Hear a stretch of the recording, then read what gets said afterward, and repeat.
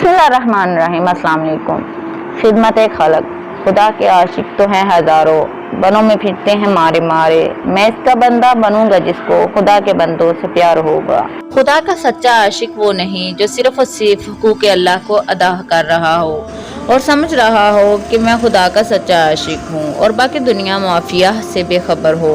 इंसानियत से हमदर्दी करना और अपनी बसात के मुताबिक मदद करने से कतराता हो। महज उसके दिल में हमदर्दी नाम का कोई चीज़ ही ना हो, इसकी रगों में लहू सर्द हुआ हो। वो ज़ाहिरन नमाज रोज़ा हज जो कुर्बानी तो करता हो, लेकिन इसमें वो मुसलमानियत नहीं हो जो एक सच्चे मुसलमान में होती है। बेशक मुसलमान बनने के लिए कलमा पढ़ना ज़रूरी है, लेकिन कलमा पढ़ने के बाद एक सच्चा आशिक रसूल बनकर जिस तरह हज़रत मोहम्मद सल्लल्लाहु अलैहि वसल्लम इंसानियत की खिदमत करते थे और इन लोगों का हक करते थे जो आपको तकलीफ़ पहुंचाते थे। आपने वो बुढ़िया का किस्सा तो सुना ही होगा, जिसमें वो बुढ़िया रोज़ आप सल्लल्लाहु अलैहि वसल्लम पर कूड़ा गिरकर फेंकती थी और एक दिन वो बीमार हो गई तो आप सल्लल्लाहु अलैहि वसल्लम इस बुढ़िया की इयादत के लिए गए। इसी तरह बेशुमार वाक़यात हैं जिनमें आप सल्लल्लाहु अलैहि वसल्लम ने इंसानियत की खिदमत की है। हमारी ज़िंदगी का मकसद सिर्फ कलमा, नमाज, रोज़ा और हज का हक अदा करना नहीं, बल्कि इनके साथ साथ हमें जिस असल मकसद के लिए पैदा किया गया है वो हुकूकुल इबाद हैं। हुकूक अल्लाह तो अल्लाह ताला का हक है और अल्लाह गफूरुर रहीम है।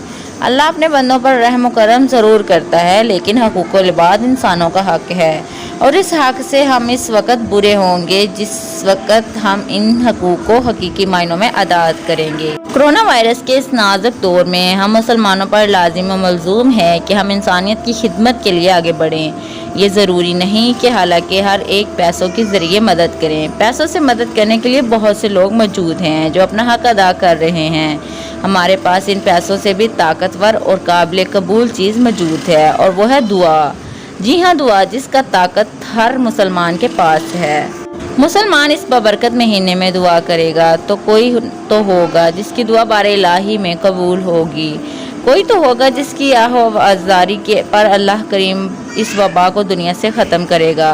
दुआ की ताकत हर मुस्लिम में है और हर मुस्लिम दुआ मांग सकता है। पाकिस्तान से भी ज़्यादा हौलनाक मंजर भारत का है। एक ताकतवर मुल्क होने के साथ साथ वहाँ के मनाजिर देख इंतहाई आज़ुदा हैं।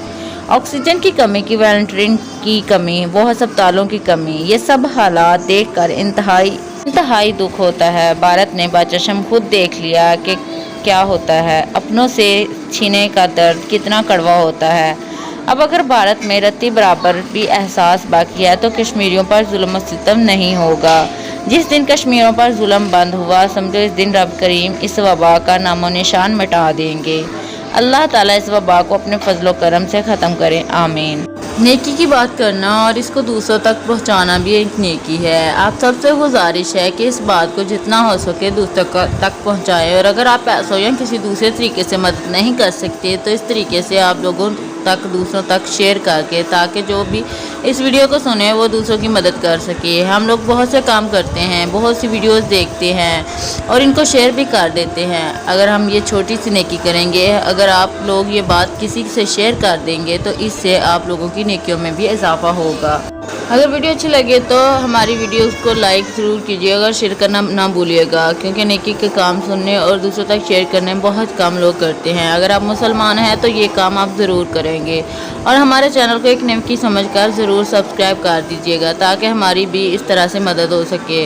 और आइंदा अगर तमाम वीडियोस देखनी हो तो बेल आइकन को ज़रूर दबा दें ताकि आने वाली वीडियो सबसे पहले आप तक पहुँच सके। शुक्रिया। अल्लाह ताला आप तमाम मुसलमान को खुश रखे और दूसरों की मदद करने वाले को हमेशा आबाद और शाद रखे। इलाही आमीन।